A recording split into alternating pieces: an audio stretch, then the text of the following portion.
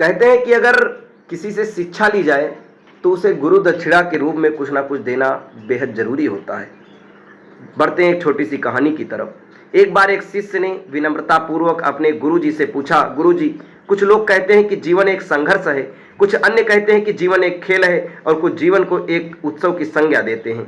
इनमें कौन सही है? गुरुजी ने तत्काल बड़े ही धैर्यपूर्वक उत्तर दिया, पुत्र, जिन्हें गुरु नहीं मिला उनके लिए जीवन एक संघर्ष है, जिन्हें गुरु मिल गया उनका जीवन एक खेल है, और जो लोग गुरु द्वारा बताए गए मार्ग पर चलने लगते हैं मात्र वे ही जीवन को एक उत्सव का नाम देने का साहस जुटा पाते हैं।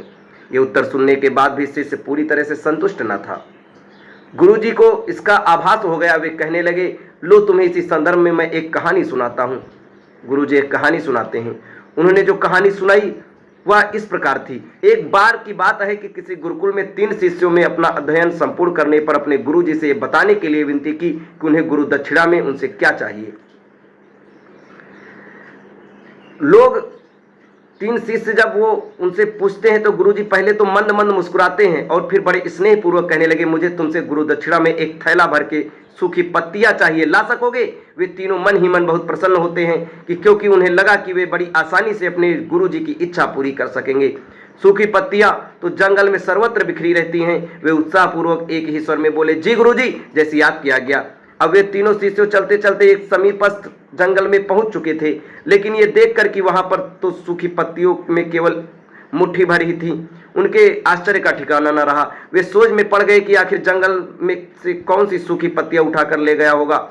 इतने में ही उन्हें दूर से आता हुआ कोई किसान दिखाई दिया। वे उसके पास पहुंचकर ये विनम्रतापूर्वक याचना करने लगे कि वह उन्हें केवल एक थैला भरी सूखी पत्तियां दे दे। अब उस किसान ने उनसे क्षमा याचना करते हुए उन्हें यह बताया कि वह उनकी मदद नहीं कर सकता, क्योंकि उसने सूखी पत्तियों का ईंधन के रूप में पहले ही उपयोग कर लिया था। अब वे तीनों पास में बसे एक गांव की ओर आशा करके बढ़ने लगे कि हो सकता है वहां उस गांव में उनकी कोई सहायता कर सके। वह पहुंचकर उन्होंने जब एक व्यापारी को देखा तो बड़ी उम्मीद से उससे एक थैला भर सूखी पत्तियां देने के लिए प्रार्थना करने लगे, लेकिन उन्हें फिर से एक बार निराशा ही हाथ लगी, क्योंकि उस व्यापारी ने तो पहले ही कुछ पैसे कमाने के लिए सूखी पत्तियों के दोने बनाकर बेच दिए थे। लेकिन उस व्यापारी ने उदारता दिखाते हुए उन्हें एक बूढ़ी माँ का पता बताया जो सूखी पत्तियां एकत्रित किया करती थी, पर भाग्य ने यहाँ पर भी उनका साथ नहीं दिया, क्योंकि वह बूढ़ी माँ तो उन पत्तियों को अलग अलग करके कई प्रकार की औषधियां बनाया करती थी। अब निराश होकर वे तीनों खाली हाथ गुरुकुल लौट गए। गुरुजी ने उन्हें देखकर स्नेहपूर्वक पूछा, पुत्रों, ले आए गुरु दक्षिणा? तीनों ने सर झुका लिया। गुरुजी द्वारा दोबारा पूछे जाने पर उनमें से एक शिष्य कहने लगा, गुरुदेव, हम आपकी इच्छा पूरी नहीं कर पाए। हमने सोचा था कि सूखी पत्तियां तो जंगल में सर्वत्र बिखरी ही रहती होंगी, लेकिन बड़े ही आश्चर्य की बात है, लोग उनका भी कितनी तरह से उपयोग करते हैं। गुरुजी फिर पहले ही की तरह मुस्कुराते हुए प्रेम पूर्वक बोले, निराश क्यों होते हो? प्रसन्न हो जाओ। और यही ज्ञान की सूखी पत्तियां भी व्यर्थ नहीं हुआ करती, बल्कि उनके भी अनेक उपयोग हुआ करते हैं। मुझे गुरु दक्षिणा के रूप में दे दो। तीनों शिष्य गुरुजियों को प्रणाम करके खुशी खुशी अपने घर की ओर चले गए।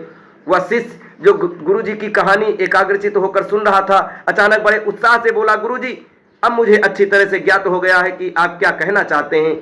आपका संकेत वस्तुतः इसी ओर है कि जब सर्वत्र सुलभ सूखी पत्तियां भी निरर्थक या बेकार नहीं होती, तो फिर हम कैसे किसी भी वस्तु या व्यक्ति को छोटा और महत्वहीन मानकर उसका तिरस्कार कर सकते हैं। चींटी से लेकर हाथी तक, सुई से लेकर तलवार तक, सभी का अपना अपना महत्व होता है। गुरुजी भी तुरंत भी बोले, हाँ पुत्र, मेरे कहने का यही तात्पर्य है कि हम जब किसी से मिलें तो उसे यथा योग्य मान देने का भरसक प्रयास करें, ताकि आपस में स्नेह, सद्भावना, सहानुभूति एवं सहिष्णुता का विस्तार होता रहे और हमारा जीवन संघर्ष के बजाय उत्सव बन सके। दूसरे, यदि जीवन को एक खेल ही माना जाए तो बेहतर यही होगा कि हम निर्विक्षेप, स्वस्थ और शांत प्रतियोगिता में ही भाग लें और अपने निष्पादन तथा निर्माण को ऊंचाई के शिखर पर ले जाने का अथक प्रयास करें। अब शिष्य पूरी तरह से संतुष्ट हो चुका था।